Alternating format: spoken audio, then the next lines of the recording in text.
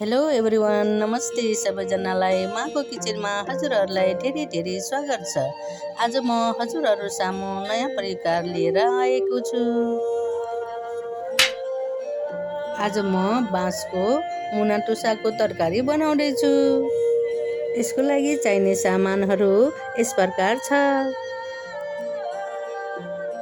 आधा किलो मुना टुसा लिएछु, भिन्डी खोर्सानी एउटा, प्याज एउटा, काकटी एउटा, गोलबेरा 5 वटा, धनियाँ, आलु 2टा र हरियो खोर्सानी 2 पिस लिएको छु।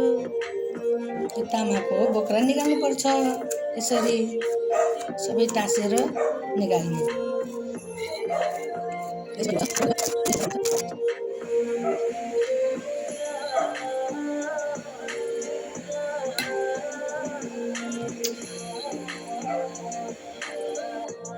अब म यसमा तातो पानी राखेर आधा घन्टा छोपेर राख्छु। अनि यसमा बेसारी 1 चम्चा पनि राख्नुपर्छ।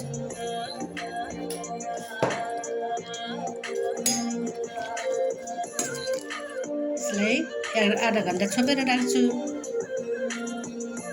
अब आधा घन्टा भइसक्यो। अब यसमा भएको पानी सबै फालिदिन्छु।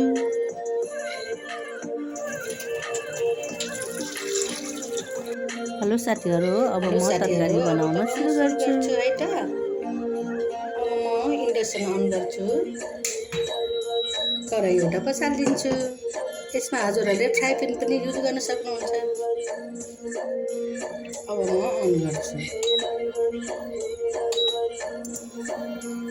अब तेल राखिदिन्छु 50 ग्राम जति।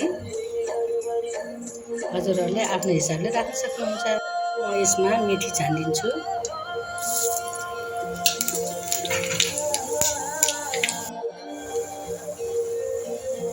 अब यो मेथी कालो हुन लागिसक्यो।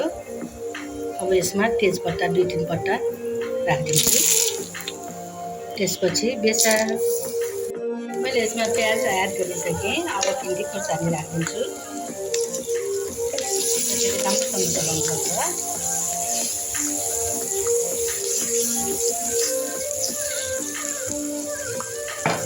यसमा आलु एड गरिदिन्छु। आलु 2 पिस काटेर राखेको। हजुरहरूले आलु राख्नु भए पनि हुन्छ, नराख्नु भए पनि हुन्छ। राख्यो भने यो अलि रेडो हुन्छ, मिठो स्वाद हुन्छ। छोपिदिन्छु।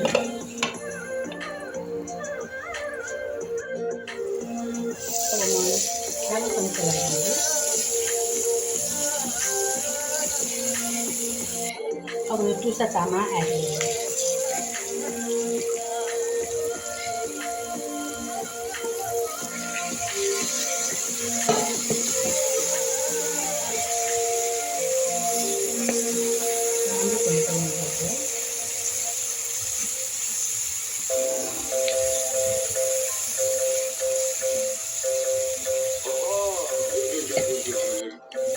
अब ठुलो चम्चाले 1 चम्चा नुन एड गरिदिन्छु।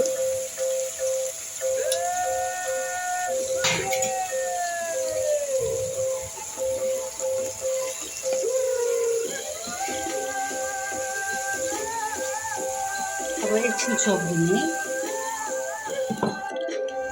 अब एकचोटि राम्रोसँग चलाइदिन्छु।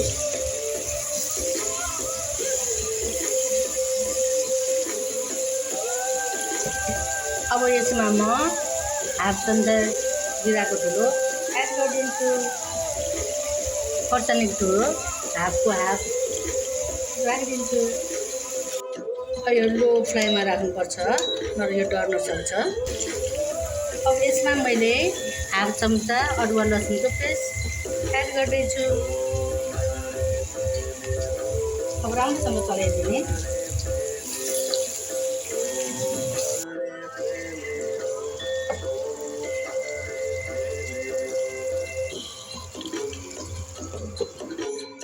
अब लगभग यो पाकिसक्यो। अब यसमा म गोलबेरा एड गरिदिन्छु।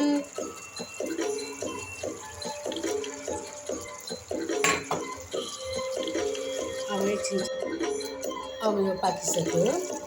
अब यसमा म टिमुरको धुलो थोरै मिक्स गरिदिन्छु। मैले 10-12 वटा पिलेर राखेँ।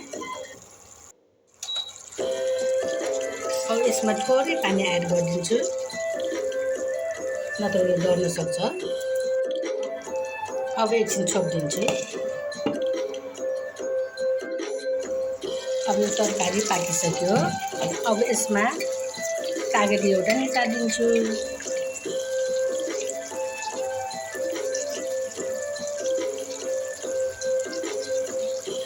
अब धनियाँ हालिदिन्छु।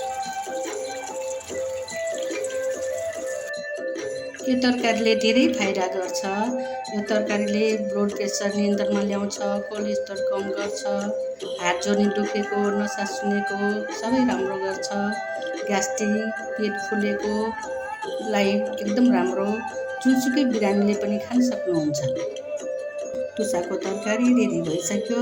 हजुरहरूले पनि घरमा यसरी नै बनाएर खानुहोला। यस्तै नयाँ प्रकारको लागि कमेन्ट एन्ड सब्सक्राइब गरिदिनुहोला। Thank you for watching.